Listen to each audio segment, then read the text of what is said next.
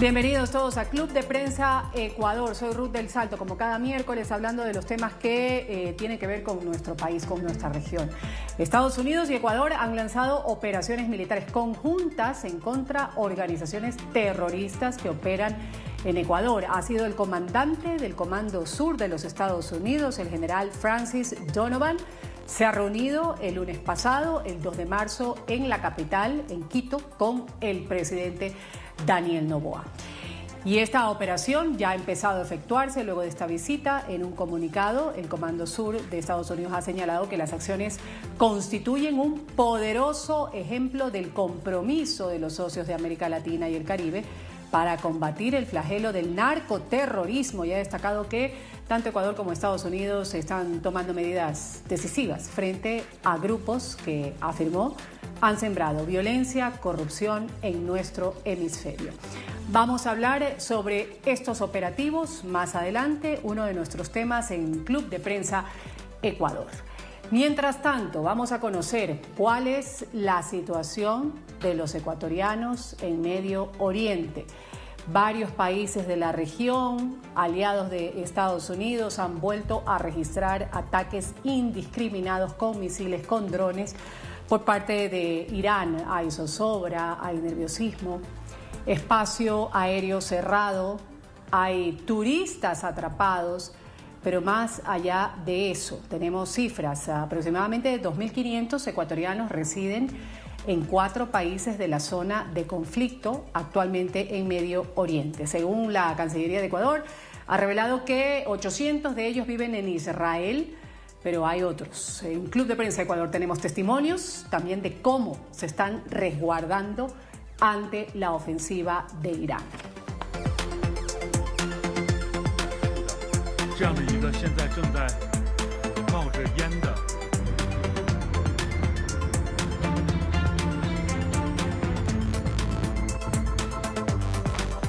Y vamos a contactar con Doha, en Qatar. Ahí nos atiende Ana María Córdoba, gran amiga mía ecuatoriana que vive en Qatar desde hace algunos años.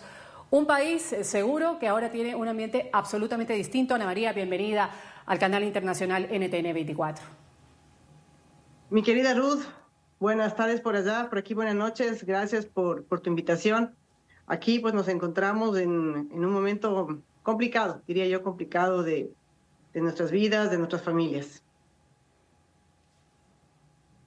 Cuando tú dices complicado, Ana María, es entendible. Llevas algún tiempo viviendo en Qatar. En junio pasado, de hecho, cuando yo también habitaba en Doha, hubo un ataque que se dio que hizo que se ponga en alerta Medio Oriente. Sin embargo, ahora la cosa es un poco más seria. ¿Cómo puedes describirnos ese día a día de una ecuatoriana con familia, madre de 2 niñas menores de edad? ¿Cómo ha trastocado la realidad, la cotidianidad de ustedes? Bueno, todo empezó el sábado, como a las 9:30 de la mañana. Nosotros estábamos ya, despiertas, preparándonos, y de pronto llegaron los mensajes por WhatsApp y nos dijeron Estados Unidos está atacando Irán. Y a partir de ese momento, hasta el día de hoy, te puedo decir que esto es como un nuevo COVID. Así nos sentimos, nosotros que incluso vivimos el COVID aquí hace 4 años, un poco más, hace 6 años. Es lo mismo ahora, exactamente igual. Estamos en casa. Es la recomendación del gobierno, de las autoridades, de que estemos en casa, de que salgamos lo mínimo e indispensable a la calle, porque uno puede hacer las compras, por ejemplo, online, entonces no tienes la necesidad de estar saliendo y exponiendo tu vida.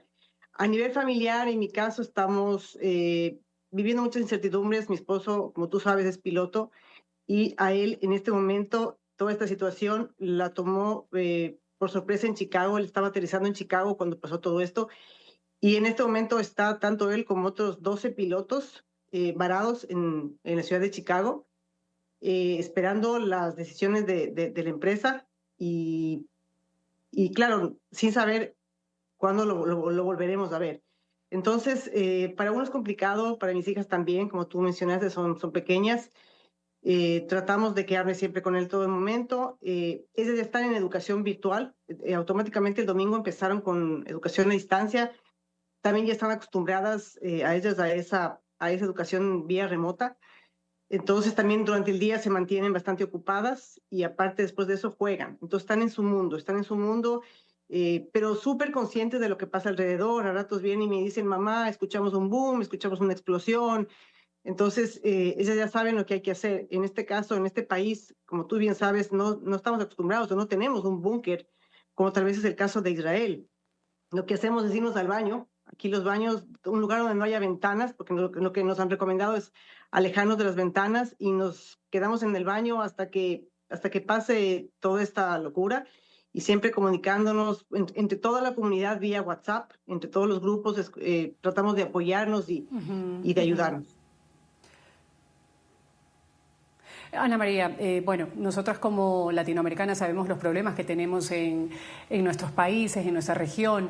Sin embargo, cuando un latinoamericano se encuentra en medio de un conflicto como el de ahora, cuando el fin de semana te despiertas, como tú dices, en una madrugada en donde Estados Unidos e Israel ha atacado objetivos clave de Irán para evitar el avance de un programa nuclear que, según dice Estados Unidos, pues amenazaba a la civilización entera. Y empiezan estos ataques indiscriminados por parte de Irán, una respuesta desmedida con los países que son cercanos a Estados Unidos. ¿Cómo conciben ustedes como latinoamericanos este tipo de situaciones nuevas, distantes además en la mayoría de casos? ¿Cómo se actúa ahí, como tú dices, en Qatar, en un país donde no es Tel Aviv, donde tienen subterráneos, donde pueden refugiarse? ¿Qué es lo primero que les viene a la cabeza una situación inédita como esta? Bueno, cuando estamos en Latinoamérica vemos siempre de lejos estas noticias y no nos percatamos hasta que estamos aquí. Te coge por sorpresa, por supuesto, no sabes cómo reaccionar, un poco te guías por lo que te dicen las autoridades.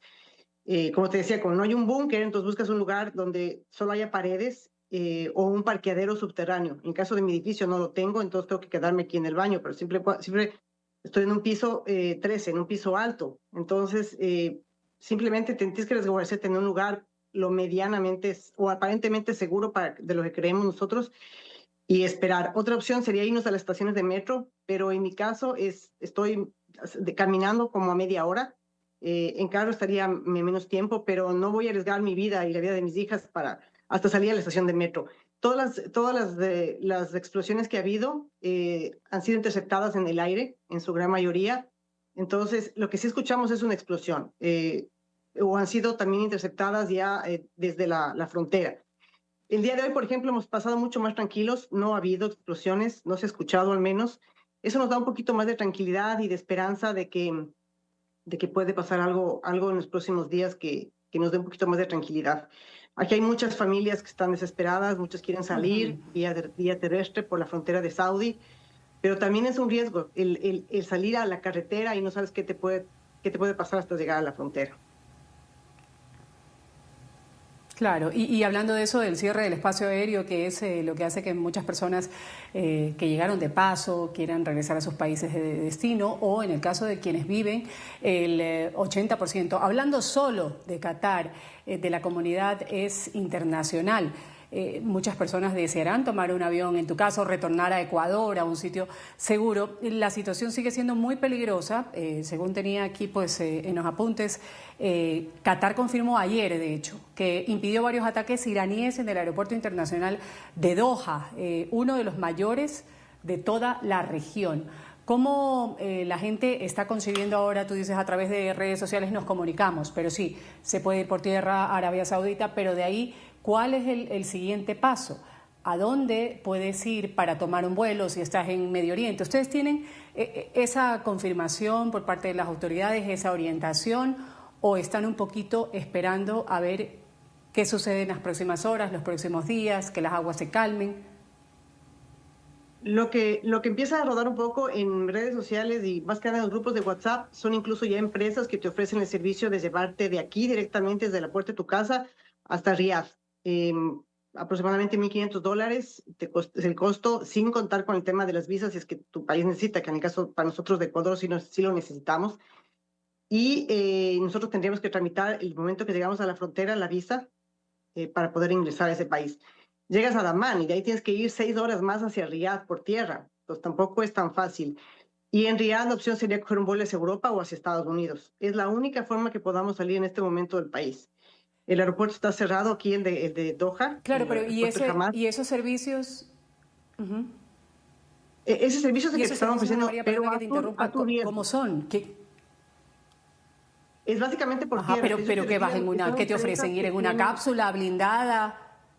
no, te ofrecen buses o carros, simplemente, por eso tú decides a tu riesgo si decides o no tomar ese viaje, porque aquí no te están, las autoridades te están diciendo, no, si ustedes salen es a su riesgo, porque el rato que pasa algo en la carretera, el gobierno o el país no te puede auxiliar, no te puede ayudar. Y si tú llegas a Arabia Saudita también estás desprotegido. Entonces es mucho riesgo, es realmente, tienes que pensar bien en pensar en tomar esa decisión.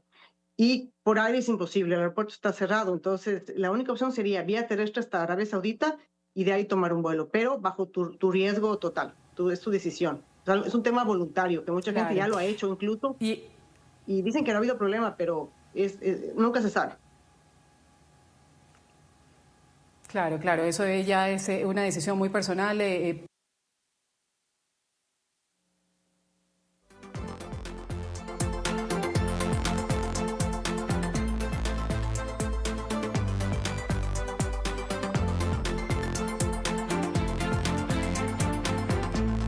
Mira, ¿hasta cuánto tiempo tienen alimento ustedes, por ejemplo? Bueno, en el tema de alimentos no hay problema porque yo incluso hice una compra en línea. Hay algunos productos que obviamente por el tema del cierre no hay, especialmente productos que que te traen de Europa, pero lo demás aquí tienes una industria láctea, como tú conoces, muy grande, así que por ese lado tenemos lácteos sin problema, verduras de igual forma, estamos provistos con agua, obviamente enlatados. O sea, para el día a día no hay problema. Tenemos agua, tenemos luz, nunca ha pasado nada, pese a que hubo el atentado contra la central de luz y de agua aquí hace 2 días. Sí, pese a eso, tenemos luz y agua, así que por ese lado no hay ningún problema. A nivel alimenticio, no. Todo tenemos, tal vez alguna cosa específica que tú comprabas, tal vez hoy no la encuentras, pero la tienes. Hay un poco de demora en la entrega de los productos cuando compras en línea, pero yo creo que también muchas de las personas, y me incluyo, estábamos como que ya pensando que podía pasar algo así, y los días anteriores ya estuvimos un poco abasteciéndonos, pensando que podía pasar alguna cosa, pero claro, sin embargo, todo se toma por sorpresa y hemos tenido que acudir a esas opciones. Ahora hay gente que está saliendo al supermercado sin ningún problema, hay gente que está haciendo el día a día, su vida al día a día, pese a que te dicen que no lo hagas, pero la gente de igual forma sale y realiza las compras.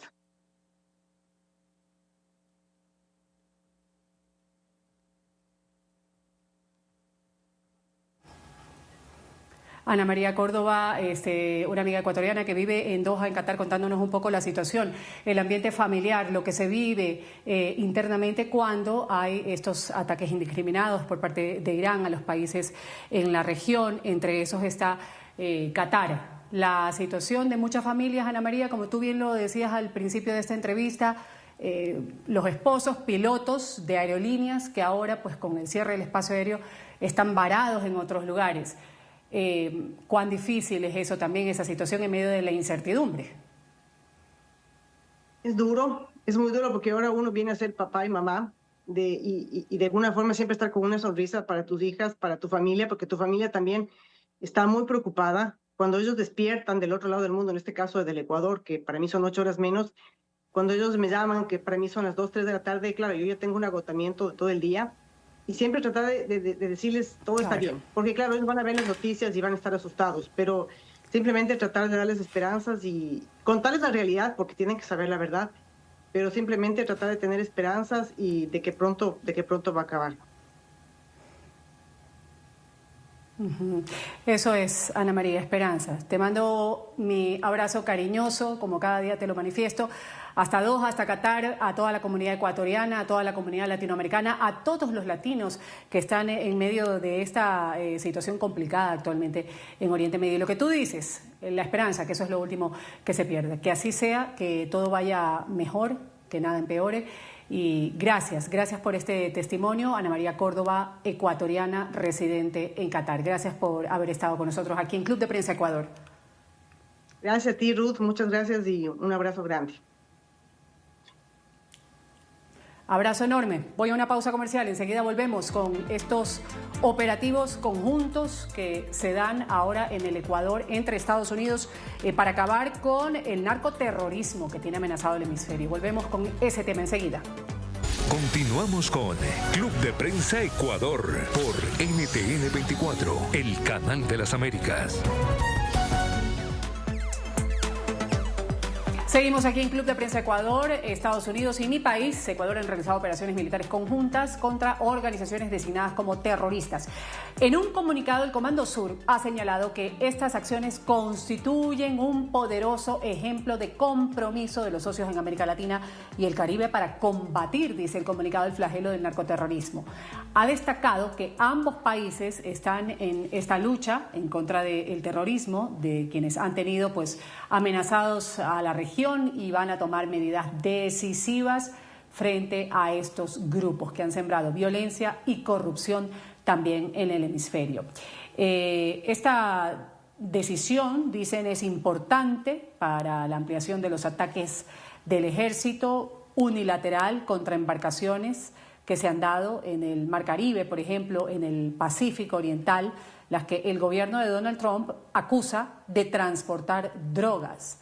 Estas imágenes que han sido publicadas muestran helicópteros desplegando y también, desplegados, un video de vigilancia de figuras caminando hacia los helicópteros en tierra. En Ecuador, recordemos, hay algunas bandas que han sido clasificadas como narcoterroristas. Están los choneros, los lobos. Son dos de estos principales grupos criminales que fueron designados organizaciones terroristas extranjeras, también por el Departamento de Estado de los Estados Unidos en septiembre del 2025.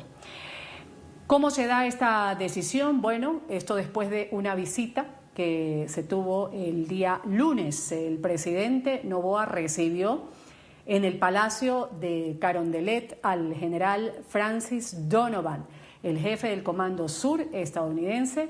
Él estuvo ahí en la capital, comandante del Comando de Operaciones Especiales del Sur. Ha resaltado el presidente Noboa la relación buena que mantiene Quito con Washington en materia de seguridad y ha explicado que con esos oficiales estadounidenses se trabaja para reforzar la defensa y la protección de la soberanía. Esto también ponían en sus redes sociales los representantes, el alto mando, enviados por el presidente Donald Trump a Ecuador. La visita del general Donovan al Ecuador, realizada del 1 al 2 de marzo, fue su segundo viaje a la región desde que asumió al mando del Comando Sur el 5 de febrero, lo que subraya el papel del Ecuador como socio clave en la lucha contra las organizaciones narcoterroristas, así como por sus esfuerzos para fortalecer la seguridad del hemisferio occidental. Los líderes dialogaron sobre la colaboración continua para enfrentar amenazas comunes y explorar oportunidades para ampliar la alianza bilateral en materia de seguridad. Voy a saludar para tener más conocimiento acervo también de lo que dicen los medios de comunicación en mi país. Me acompaña mi colega Fabricio Vela, director del noticiero A Primera Hora de Radio Armónica, cofundador también del portal digital Primera Plana, conductor en el canal RTU. Fabricio, un gusto tenerte aquí en el canal internacional NTN 24. Hola Ruth, ¿qué tal? Un gusto saludarte, muy buenas tardes. Una buena tarde para ti también. Darle la bienvenida en este Club de Prensa Ecuador a Santiago Carranco Paredes, él es PhD, consultor internacional. Gracias por estar con nosotros, Santiago. Siempre un placer estar en su programa. Un agradecimiento a usted, a su equipo y también un saludo a Fabricio, que veo que ya está recuperado. Muchas gracias. Recuperado, Fabricio, ¿qué te pasaba? Muy brevemente.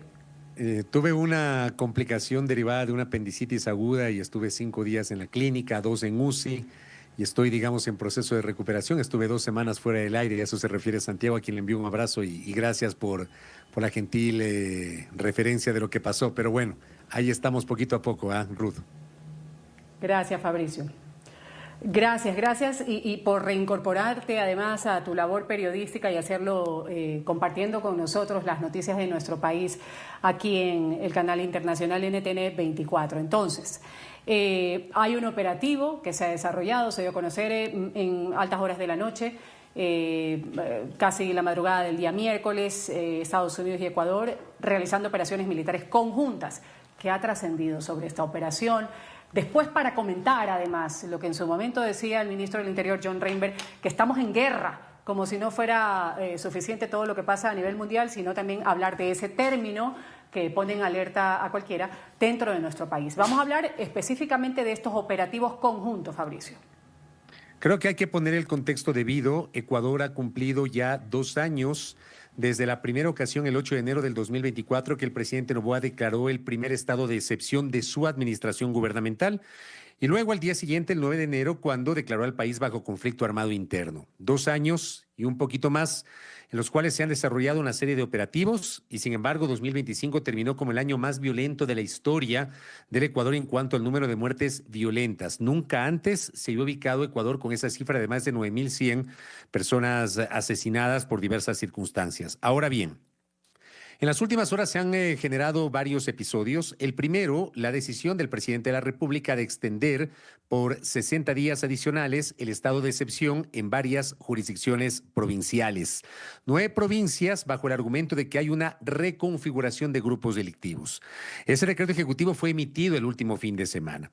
Pero a renglón seguido, al inicio de esta semana, el lunes, en un acto oficial en la Policía Nacional, el presidente de la República hizo un anuncio que sorprendió, que es la decisión de disponer el toque de queda, es decir, la prohibición de la circulación de las personas, del tránsito, de la libertad de tránsito en 4 provincias del país que están enfrentando los embates del crimen organizado. Se refería a Guayas, a Los Ríos, al Oro y a Santo Domingo de los Áchilas. Ese decreto ejecutivo todavía no se emite y ahí es cuando el ministro del Interior hace una declaración diciendo quédense en la casa porque nosotros seguimos trabajando.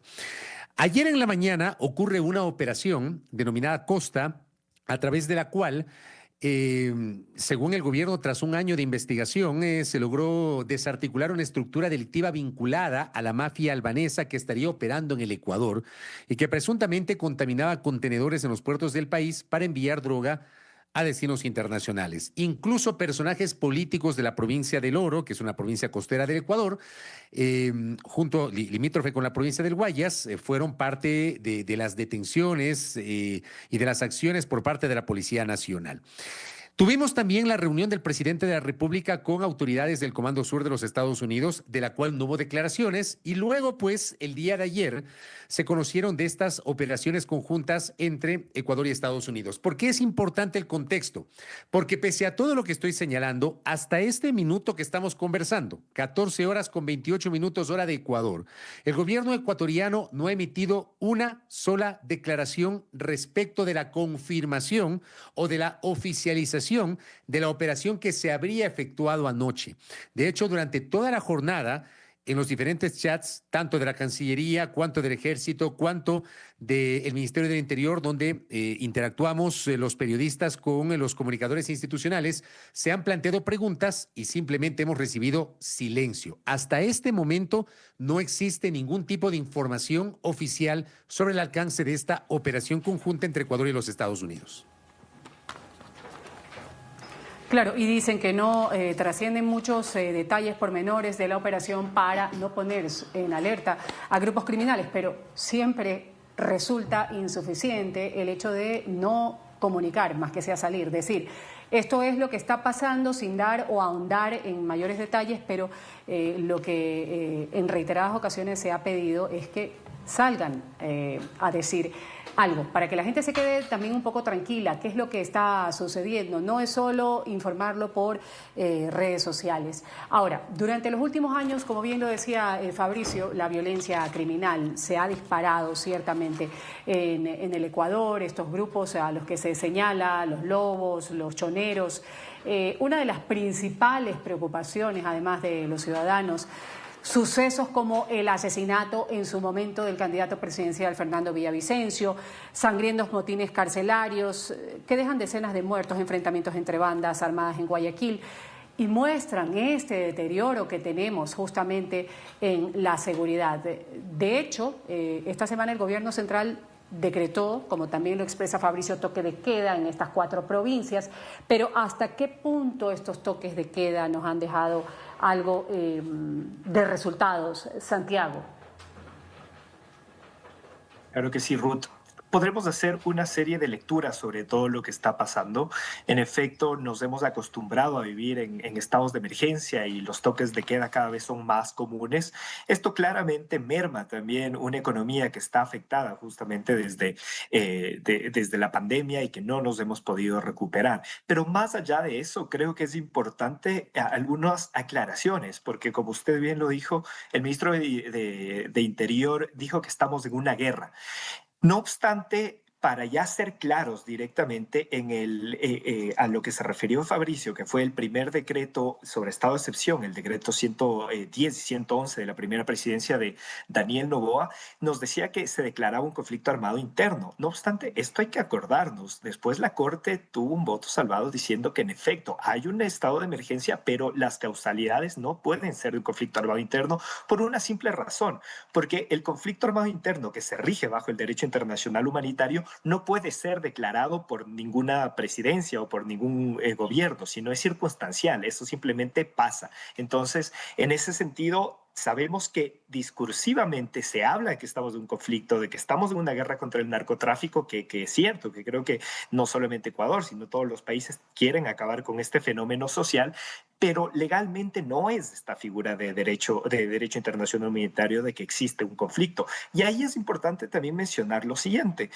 Estas operaciones que se dan con Estados Unidos, que de parte del gobierno se pronunciaron que iban a hacer con varios países, eso me llamó la atención porque con el Estado que nosotros tenemos firmado 2 acuerdos gubernamentales, los cuales fueron firmados no en esta presidencia, sino en la presidencia de Guillermo Lasso, permitían justamente a Estados Unidos y Ecuador generar operaciones en conjunto y a su vez también le permitía a Estados Unidos estar o tener buques entre este sector de la plataforma continental y Galápagos, justamente en lo que se conoció como la Panamericana en sí del narcotráfico en su momento por todo lo que estaba pasando ahí. Entonces, esto es importante mencionarlo porque legalmente lo que nosotros tenemos acá es una operación en conjunto de temas de seguridad netamente, no dentro de un conflicto armado, no dentro de otro tipo de situaciones. ¿Y para qué se da también el tema de los toques de queda y el tema de los estados de excepción? También se puede dar 2 lecturas en este momento. La primera es netamente estratégica, el decir, bueno, vamos a tener toques de quedas y estado de excepción de aquí a 15 días y de una u otra manera atacar. ¿Por qué? Porque cuando existen este tipo de situaciones, todas estas bandas del narcotráfico, todos estos grupos de las economías informales empiezan a tener movimientos. Entonces, tal vez se utilizó el factor sorpresa. No obstante, vamos a ver cómo se comunica el gobierno frente a este tema.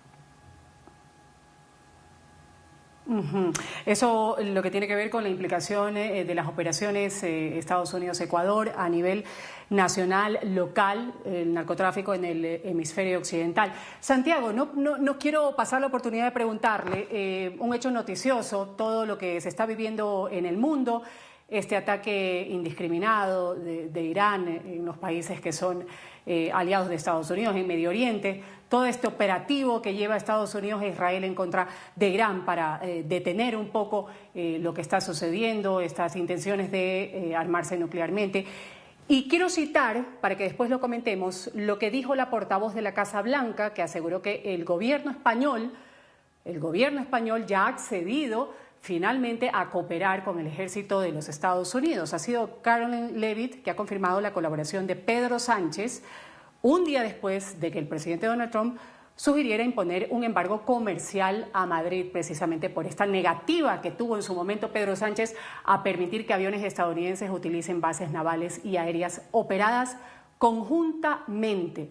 Esto es lo que ha dicho hace un momento Caroline Leavitt. Las escuchamos para luego venir a comentarlo, Santiago. Con lo que respecta a España, yo creo que ellos escucharon el mensaje del presidente Trump fuerte y claro, y tengo entendido que durante las últimas horas ellos aceptaron coordinar con las tropas estadounidenses, así que sé que las tropas estadounidenses están coordinando con sus contrapartes en España y esperamos que todos los aliados europeos estén dispuestos a aceptar en esta misión largamente esperada contra el régimen iraní rebelde, que no solamente amenaza a los Estados Unidos, sino también a los aliados de la Unión Europea. ¿Cuán importante es que España haya revertido esa decisión? Lo escuchábamos a Pedro Sánchez decir no a la guerra. Esta mañana en declaraciones salía diciendo nuestra postura es no a la guerra. Sin embargo, ahora pues sale la representante de la Casa Blanca a decir que España ya finalmente va a autorizar el uso de estas bases y que es importante además que los grupos de Europa, Occidente, se alineen en esta lucha que está emprendiendo actualmente Estados Unidos e Israel en contra de Irán. En efecto, yo creo que todo esto tiene mucho que ver con la visita que tuvo el canciller Merz el día de hoy a la Casa Blanca, en donde después de esto se dieron una serie de declaraciones y el presidente Trump se refirió directamente al tema de España, en donde mencionó una serie de cuestiones. La primera, que España no quiso unirse al 5% de su PIB para el temas de seguridad. En segundo lugar, que va a imponer más aranceles específicos. No obstante, esto hubiese podido generar también repercusiones directas dentro de la Unión Europea. Y acordémonos que la Unión Europea sí son socios estratégicos, comerciales y de seguridad con Estados Unidos. Me parece que la decisión de esto también es una decisión más allá que del gobierno netamente de Pedro Sánchez, una presión directa de todo el régimen comunitario después obviamente de esta reunión de Merz con Estados Unidos. Ahora bien, ¿por qué es importante España para Estados Unidos más allá de lo que dijo Trump? Acordémonos que las operaciones específicas y sobre todo los aviones cargueros de combustible que pueden surtir a los aviones que están en operaciones parten específicamente dentro de esta zona. Entonces, esto realmente creo que la inclusión de España podría beneficiar a los intereses directos de Estados Unidos, sobre todo porque no tiene que buscar otros lugares para el abastecimiento de combustibles a estas aeronaves.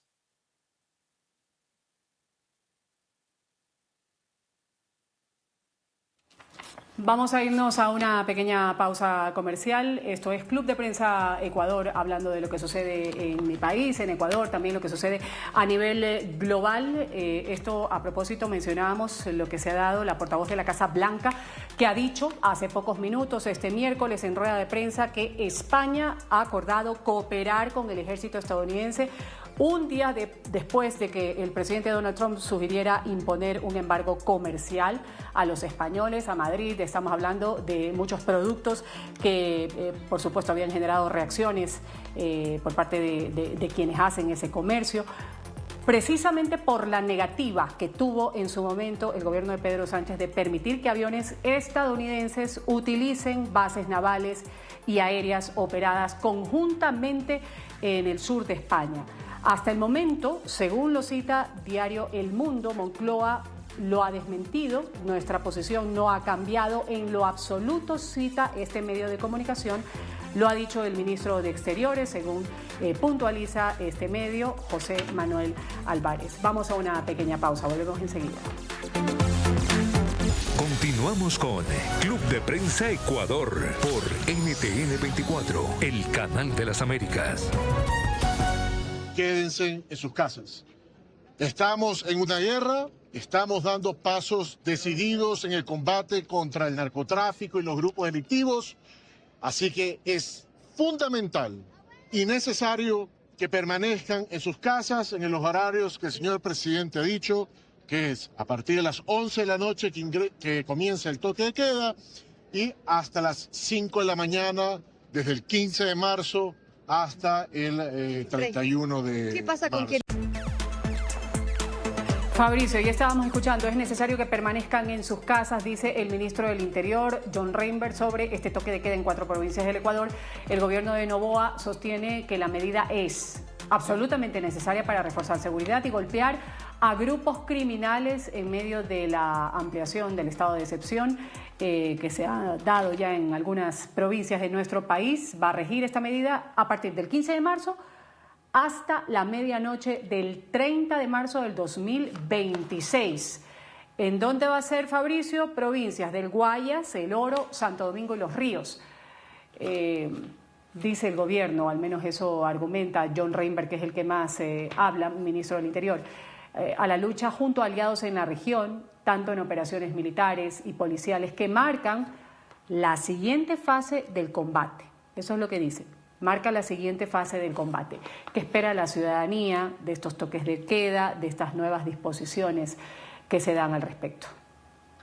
Yo ayer en mi programa de radio, Ruth, Santiago, amigos y amigas, hice una breve panorámica de lo que han sido los estados de excepción en el Ecuador en los últimos tiempos. Por el tema de seguridad, desde el 2018 hasta la fecha, se han emitido 34 decretos ejecutivos disponiendo el estado de excepción por razones de seguridad. Varios de esos decretos ejecutivos, estoy hablando desde el 2018, han pasado 3 gobiernos, el de Lenín Moreno, el de Guillermo Lasso y los 2 de Daniel Noboa, en una de transición y este que es un periodo para 4 años. Varios de esos decretos han ido acompañados de toques de queda en determinadas zonas. El tema es que no puedes pretender hacer lo mismo y esperar resultados diferentes, que era un poco la reflexión que yo hacía con mis oyentes el día de ayer, porque lo que en este momento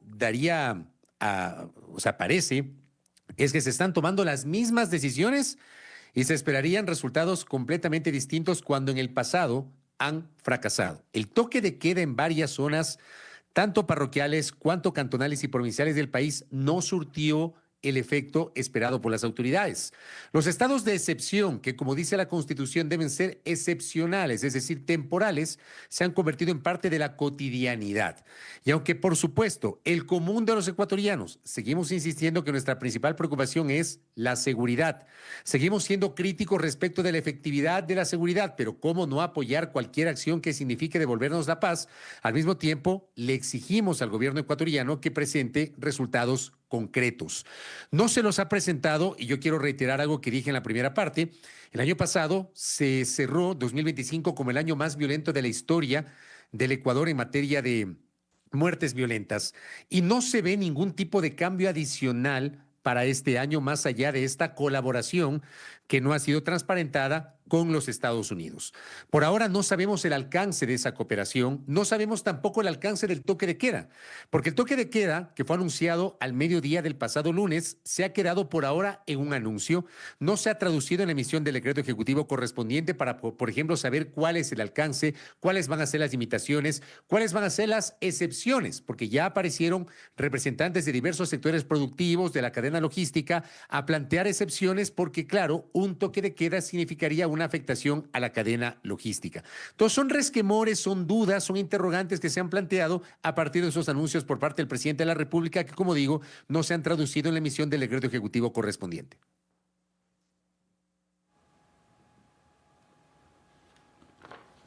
La guerra al narcotráfico, Santiago, algo que decir a la criminalidad en nuestro país. El gobierno de Noboa ha afirmado en más de una ocasión que alrededor del 70% de la cocaína mundial fluye actualmente por enormes puertos de Ecuador, pero también lo convierte en un destino lucrativo para las bandas narcotraficantes. Y esto limita con Colombia y con Perú. ¿Qué decir sobre esta lucha en contra del narcotráfico que también la exigía Noboa por parte de estos gobiernos de los vecinos países? A ver, creo que hay que ver claramente cómo se está logrando este tema, porque se habla de que esta es la segunda fase del Plan Fénix, mientras que, concuerdo, la primera nos ha causado o no han sido realmente los resultados que se han requerido per se. ¿Por qué? Porque de una u otra manera se hicieron las cárceles de esta gran cárcel del encuentro, se golpeó a los grupos narcotraficantes con la captura de sus altos mandos y todo este tipo de cuestiones, pero realmente estamos en unas cifras alarmantes. Llegamos en ciertos momentos a tener 50 asesinatos por cada 100.000 habitantes, cuando el promedio de Sudamérica, que ya es alto, es de 30 por cada 100.000 habitantes. Entonces, me llama bastante la atención cómo se lo está logrando y esta segunda fase que seguimos con este tema de mano dura. Ya nos hemos dado cuenta que, si bien es cierto, se pueden desarticular de una u otra manera estos elementos narcotraficantes, estos criminales, pero no, el gran problema aquí, y creo que también lo he comentado antes, es lo que nos dijo el Gran Premio Nobel de Economía Arthur Lewis en su momento, cuando explicaba que desde lo rural a lo urbano tienes una infinita fuente de trabajo. Yo creo que en Ecuador lo que tú tienes es desde lo formal, que no existe justamente, a lo informal tienes un infinito número de trabajadores dispuestos a irse. Entonces no es necesario simplemente ir, meterlos presos, destruir todo este tipo de cuestiones, sino también generar un ecosistema y las condiciones para que sea atractivo para los jóvenes irse a lo formal y no a lo informal. Santiago, Fabricio, me voy a un corte comercial. Seguimos enseguida. Continuamos con Club de Prensa Ecuador por NTN 24, el canal de las Américas. Se nos terminó el tiempo. Me voy no sin antes agradecer el criterio dado, la información también por parte de mi colega periodista Fabricio Vela, que me ha acompañado el día de hoy en Club de Prensa Ecuador, y también agradecer a Santiago Carranco, él es consultor internacional. Me despido, soy Ruth del Salto. Ustedes siguen con la señal de NTN 24, enseguida la actualización de los hechos mundiales en el titular de la hora.